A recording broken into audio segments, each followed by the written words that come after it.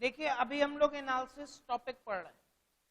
Analysis में हमने पढ़ा कि जितने एवरेज निकाल लें, मीन निकाल लिया, मीडियन निकाल लिया, मोड निकाल दिया। ये पढ़ लिया कि मीन किस केस में निकालेंगे, मीडियन किस केस में निकालेंगे, मोड किस केस में निकालेंगे। ठीक है, उसके बाद ज्योमेट्रिक मीन, हार्मोनिक मीन कब कैलकुलेट करेंगे। सपोज दैट कि एनालिसिस हम कर रहे हैं, 2 स्टूडेंट की हमें एनालिसिस करनी है या कंपेयर करना। क्लियर? कंपेयर करने के लिए हमने मिस्टर एक्स को लिया और मिस्टर, ठीक है, स्टूडेंट का कंपैरिजन था। हमने सोचा कि दोनों का एवरेज मार्क्स हम देख लें 12th में, जिसका एवरेज मार्क्स अच्छा होगा वो स्टूडेंट क्या है। क्लियर?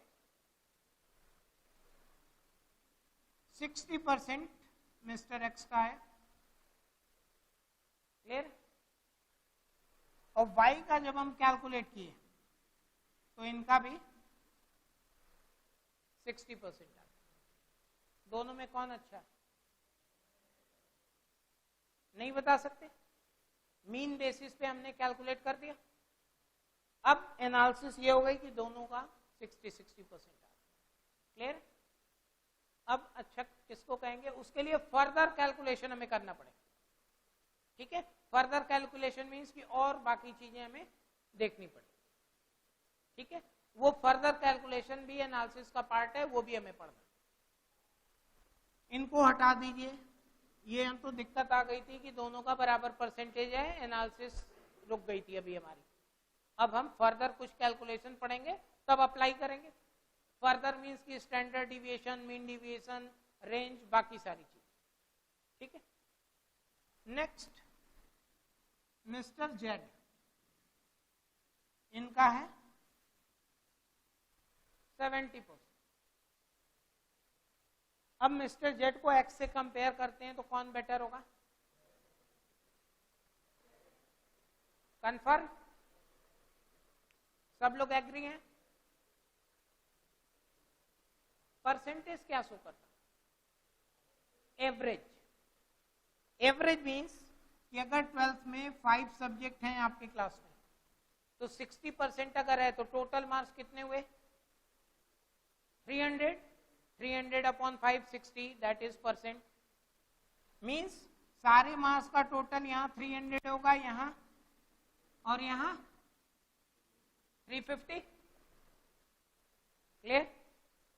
अब हम मार्क्स लिख रहे हैं।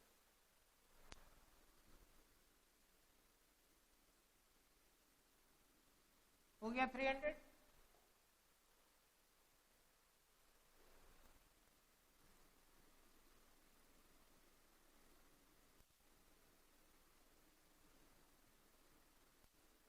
हो गया 300।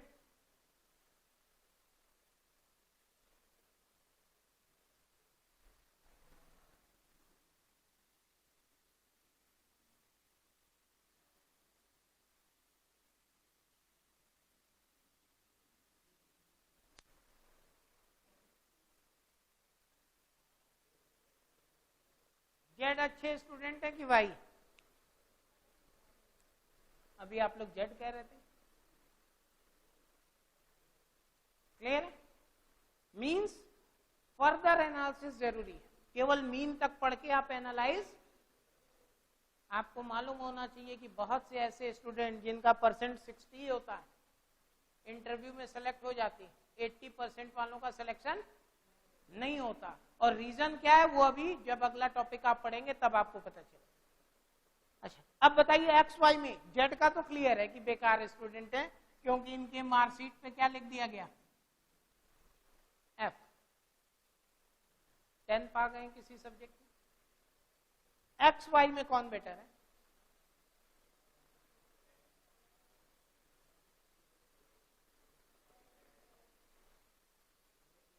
मैं इनका तो डिस्टिंक्शन दिख रहा है, मैं 75 एक सब्जेक्ट में।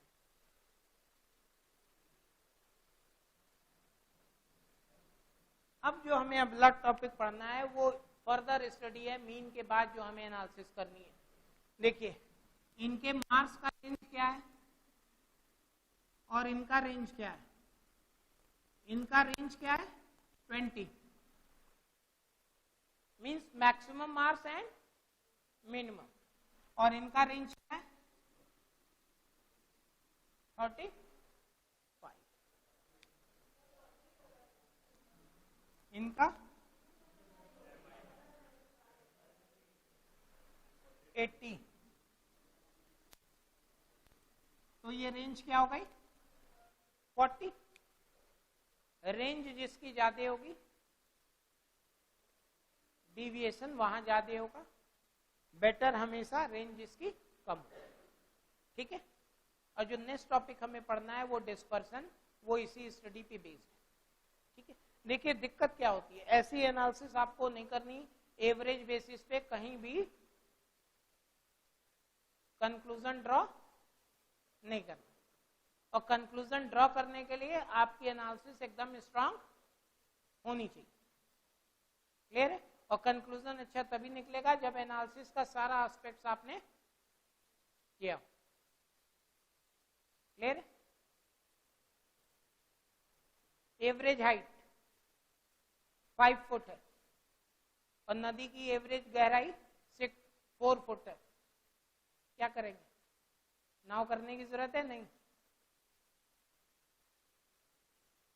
स्विमिंग पूल में आप एक जाते हैं, स्विमिंग पूल की एवरेज डेप्थनेस 4 फीट, आपकी हाइट 5 फीट या एवरेज हाइट सारी की, आप कूद सकते हैं उसमें, डूब सकते हैं कि नहीं, डूब सकते हैं, क्योंकि हाइट एवरेज में मींस ऐसा भी हो सकता है कि कहीं पे 20 फुट हो और कहीं पे 1 फुट हो, उन दोनों का एवरेज है। ठीक है, तो अगर केवल एवरेज के बेसिस पे एनालिसिस करेंगे तो कहीं भी डूब सकते हैं आप। तो नेक्स्ट हेडिंग डालिए डिस्पर्सन।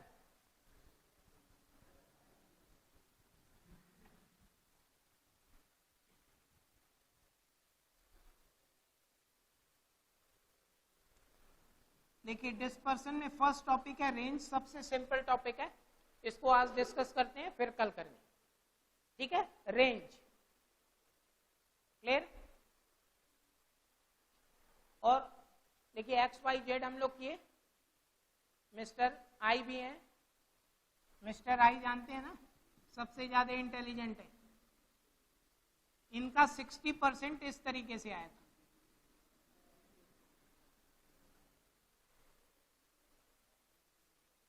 क्या शो कर रहा है कि रेंज क्या है 0, मींस सारे सब्जेक्ट में कांस्टेंट नॉलेज है और सिलेक्शन इन्हीं का होगा, इनके मार्क्स में कोई भी डिविएशन नहीं, कंसिस्टेंट लर्नर। ठीक है, तो रेंज हम लोग पढ़ रहे हैं। रेंज का फार्मूला एकदम सिंपल है, L minus S, L stand for largest value, S smallest value. Clear? Individual, discrete, continuous कोई भी क्वेश्चन हो, लार्जेस्ट में से स्मॉलेस्ट को आपको माइनस करना है, रेंज आपको पता चल जाएगा। और रेंज जिसका ज्यादा होगा वहां रिस्क ज्यादा है, डिविएशन ज्यादा है। ठीक है, और रेंज जिसका कम होगा वो अच्छी डन। क्लियर? x 2 4 6 8 10 रेंज क्या है 8। क्लियर?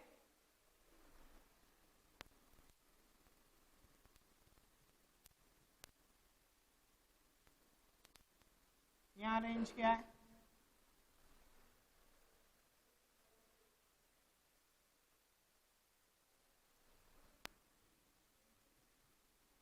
अब रेंज क्या है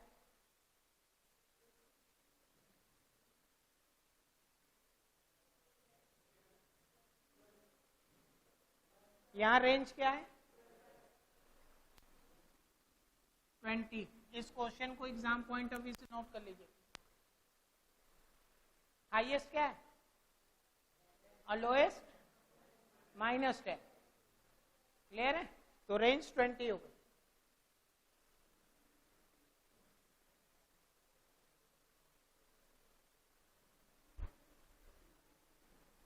देखिए यहां क्या हुआ 10 माइनस 2, यहां 10 minus minus 10 then 20. Clear? Highest minus lowest.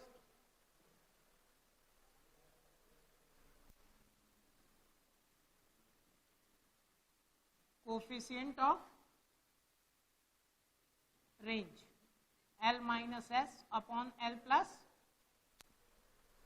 largest minus smallest upon largest plus smallest. इस क्वेश्चन का कोफिशिएंट ऑफ रेंज क्या होगा?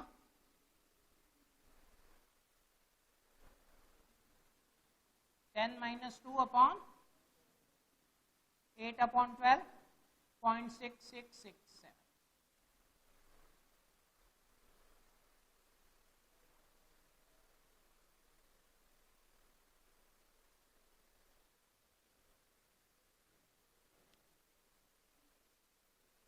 क्लियर है?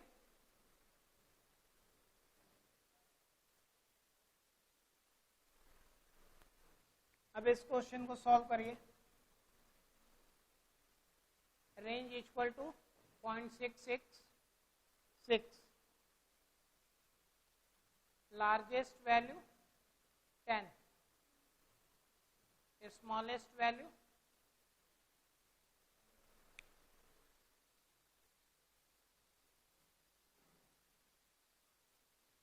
कैसे सॉल्व होगा? 0.666 equal to 10 minus S upon, इसको सॉल्व कर दीजिए. क्लियर? 1.99 या 2 आएगा आंसर.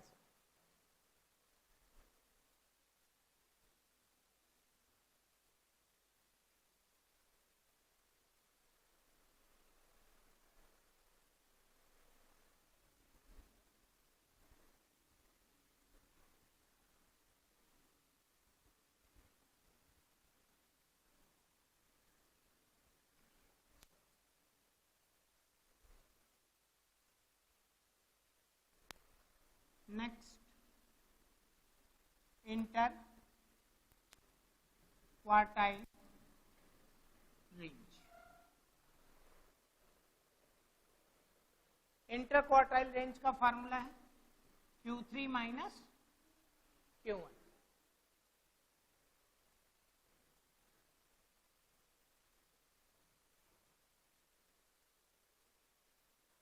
Q3 और Q1 कैलकुलेट करना आता है आपको? इंडिविजुअल डिस्क्रीट कंटिन्यूअस कोई भी क्वेश्चन होगा आप Q3 Q1 कैलकुलेट करेंगे, फिर inter quartile range, percentile range P90 minus P.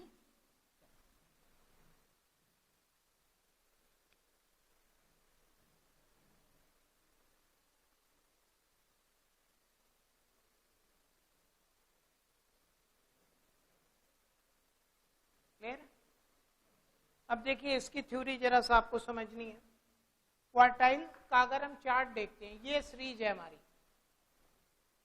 तो Q1, Q2, Q3, Q1, Q2, quartile range क्या है? Q3 minus. क्लियर है? मींस क्वार्टाइल रेंज में केवल एरिया क्या सिलेक्ट हो रहा है? ये Q3 में से Q1 हम माइनस कर रहे हैं, तो एरिया क्या सिलेक्ट हो रहा है? क्लियर? इट मींस ये वैल्यू कितनी परसेंट है? ये और ये. क्लियर है? तो क्वार्टाइल, इंटर क्वार्टाइल रेंज क्या शो कर रहा है? किसी भी डाटा की मिडिल 50%, मिडिल 50% मीन्स 25 इधर एक्सक्लूड है, 25. क्लियर है? ये भी क्वेश्चन आता कि कैलकुलेट मिडिल 50% वैल्यू, तो क्या कैलकुलेट करेंगे आप? क्लियर है? अब देखिए यहां क्या समझना है आपको. मिडिल 50% वैल्यू मीन्स Q3 किसके इक्विवेलेंट है? 75. और Q1 दोनों को माइनस करने से क्या आएगा 50 और प्लस करने से 100। क्लियर है? अब यहां आइए वापस, परसेंटाइल रेंज क्या कहता? मिडिल 80% वैल्यू, P90 माइनस, अगर इसका हम सीरीज लें तो देखिए P10 यहां है और P90 10% इधर लेफ्ट हो गया, 10% इधर, तो ये एरिया क्या है? क्लियर है? Middle 80% means percentile range P90 minus P10। Clear? अगर हम आपसे बोले मिडिल 60% वैल्यू कैसे फाइंड आउट होगी? जल्दी बताइए, बोलिए। P70 P दोनों ऐड करके 100 भी होना चाहिए। P70 माइनस 30 करेंगे तो 40 आ जाएगा। चाहिए क्या? P80 minus P20। ये क्वेश्चन भी आएगा एग्जाम में। क्लियर है? देखिए P80 माइनस P कैसे कैलकुलेट हुआ? देखिए 60% आपको चाहिए तो 100 में से माइनस करिए 60, 40 का हाफ करिए 20 इसमें ऐड कर दीजिए 80 और 20। क्लियर है? सपोज दैट मिडिल 70% वैल्यू कैसे मिलेगी?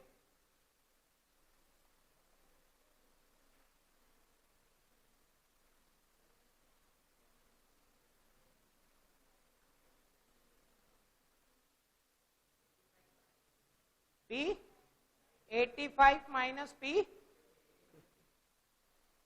दोनों को ऐड करके 100 हो, माइनस करके 100 में से 70 को माइनस करिए, कितना बचा? 30 का हाफ करिए 15 इसमें ऐड कर दीजिए 85 और 15। क्लियर है?